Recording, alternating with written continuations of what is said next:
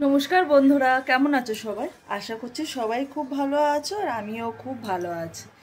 আজকে হলো বৃহস্পতিবার। আর সকালবেলা ঘুম থেকে উঠে যেহেতু আমার হাজব্যান্ড অফিসে যাবে, তো তার জন্য সকাল সকাল আজকে উঠতে হয়েছে। উঠে সকালবেলা এদিকে রান্নাটা করে দিয়ে তারপরে গেছিলাম স্নান করতে। তো স্নান সেরে এসে আজকে চুলগুলো শ্যাম্পু করেছি, কেননা চুলগুলো কেমন একটা হয়ে গেছে। পুজোর পরে আর শ্যাম্পু করা হয়নি, তো তার জন্য আজকে চুলগুলো শ্যাম্পু করেছি। আর এখন নিচে গিয়েছিলাম, নিচে গিয়ে পুজোটা দিয়ে ওপরে এসছে। আর এদিকে আর তেমন কোনো কাজ নেই, এখন 1টা বেজে গেছে। তো বাবারা এখনও দোকান বন্ধ করেনি, কখন দোকান বন্ধ করবে সেটা বুঝতে পারছি না। তো আমি এখন বসে কি করব, নিজেকে একটু চুলটুলগুলো একটু শ্যাম্পু করে এসেছে, তো এই চুলগুলো ভিজে আছে, একটু চুলগুলো একটু ঝেড়ে শুকিয়ে নেব। যেহেতু লম্বা চুল, একটু ভিজে থাকলে খুবই অসুবিধা। আর এদিকে সেই কয়েকটা কাপড় আছে, তো সেদিন কাপড়ের কয়েকটা ফলস এনেছি। এখন বসে বসে এই কাপড়ের ফলসগুলো লাগাবো। তো চলো, আমার একটা মেশিন আছে, তো সেই মেশিনটাতে আমি এখন সেলাই করব। তো এই মেশিনগুলো না সাধারণত তুমি যেখানে সেখানে ক্যারি করতে পারবে, বা যদি মনে করো খাটে বসে কাজ করবে সেটাও করতে পারো, বা মনে করো যদি মেঝেতে বসে কাজ করবে সেটাও করতে পারো। তো কি মেশিন আছে সেটা তোমাদেরকে দেখাই চলো। এই যে এই মেশিনটার নাম হলো ব্রাদার কোম্পানির মেশিন। এটা এইখানটাতে না তোমার 150 রকমের সেলাই হয়।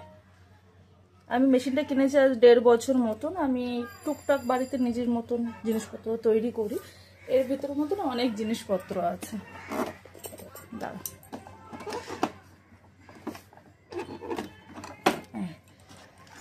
মেশিনের যাবতীয় যেসব যন্ত্রপাতিগুলো থাকে সেই সবগুলো আছে এর মধ্যে। দরকার লাগলে বার করা হয়।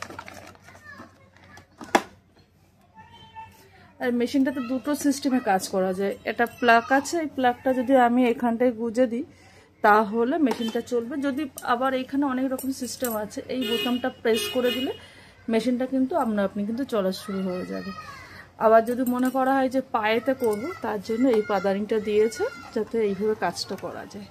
আর এটাতে কত রকমের সেলাই হয়, ডিজাইন হয়, সেটা তোমাদেরকে দেখায়।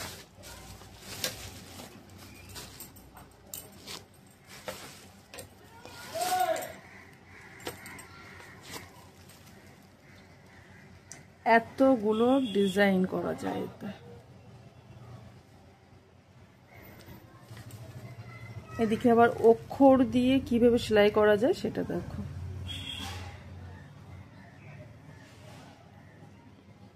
নাম্বার আছে, সেই সব নাম্বারগুলো প্রেস করে দিলে সব কিছু সেলাই করা যাবে।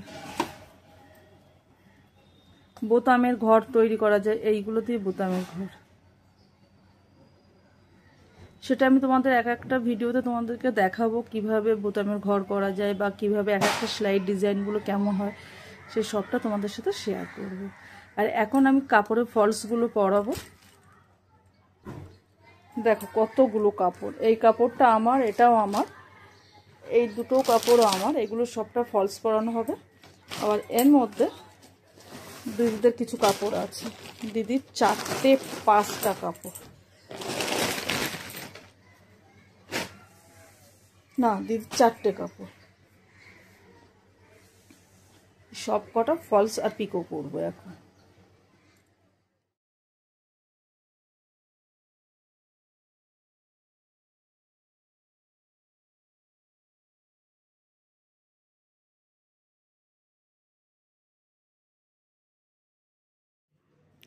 কত সুন্দরভাবে কিন্তু পিকোগুলো করা যাচ্ছে, আমি কাছ থেকে কিন্তু দেখাচ্ছি কত সুন্দর পিকোগুলো হচ্ছে।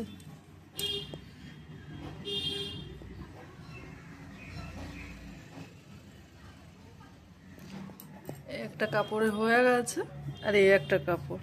বাকি বাকি কাপড়গুলো সবটা পিকো করিয়ে নিয়ে তারপরে আমি ফলস লাগাবো।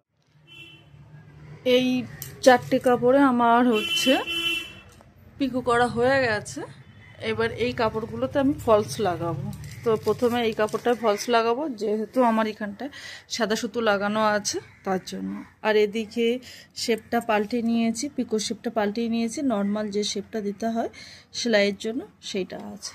আর এদিকে এইবারে আমি এটা পাল্টে নেব।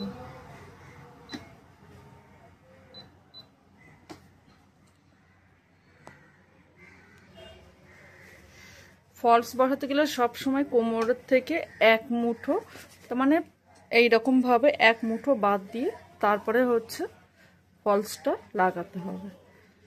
তো এই যে ফলসটা আমি নিয়ে নিয়েছি, কাপড়ের উল্টো পিঠে ফলসটা বসাতে হয়।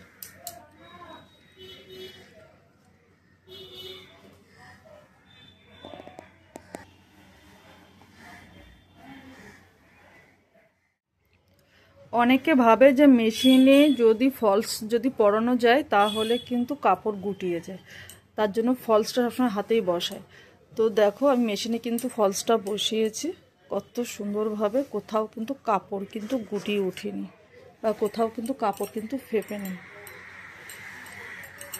কত সুন্দরভাবে ফলসটা কিন্তু বসেছে, খুব সুন্দরভাবে ফলসটা বসেছে। তো যাই হোক, আমি একে একে পুরো কাপড়গুলো সব ফলসগুলো বসিয়ে নিই, তারপরে তোমাদেরকে দেখাচ্ছি। সেলাই করতে করতে চলে গেছিলাম নিচে খেতে, আর যেহেতু 2:30 বেজে গেছিল তো তার জন্য তো কিছুটা এখনো বাকি আছে সেলাই করতে। এখন বসবে একটু শুয়েটা, কিন্তু ঘরে এসে দেখছি বৃষ্টি শুরু হয়ে গেছে, আর প্রচণ্ড জোরে বৃষ্টিটা হচ্ছে। তাই ভাবলাম একটু বৃষ্টিটা একটু উপভোগ করে একটু শোবো, তারপরে উঠে সেলাইটা করবো। দেখো কত জোরে বৃষ্টি হচ্ছে, সাংঘাতিক জোরে বৃষ্টিটা হচ্ছে। কিছুক্ষণ আগে এত জোরে মেঘ ডাকছিল কি বলবো।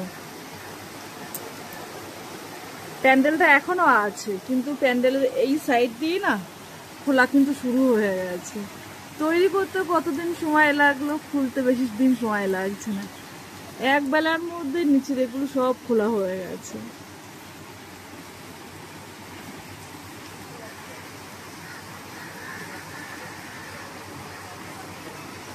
খুব জোরে বৃষ্টি হচ্ছে, আর এখন বৃষ্টি হলে না সত্যি ভয় লাগছে।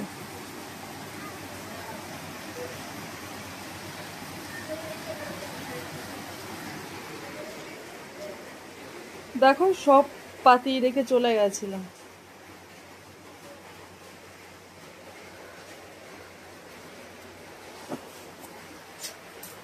তো যাই হোক, এখন এবার একটুখানি শুয়ে নিয়ে তারপরে উঠে সেলাই করবো।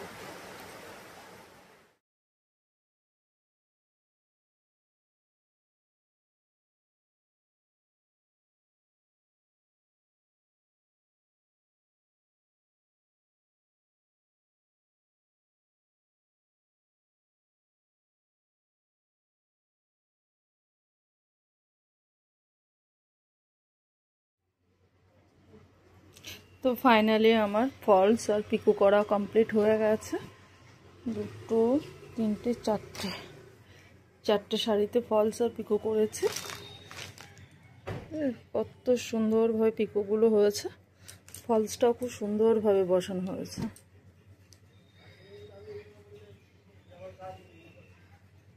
বোঝাই যাচ্ছে না যে ফলস বসানো হয়েছে। তো যাই হোক, আর এই কাপড়টা ব্লাউজ পিস আর ফলসটা কালকে বসাবো, কালকে এটা করলে হয়ে যায়।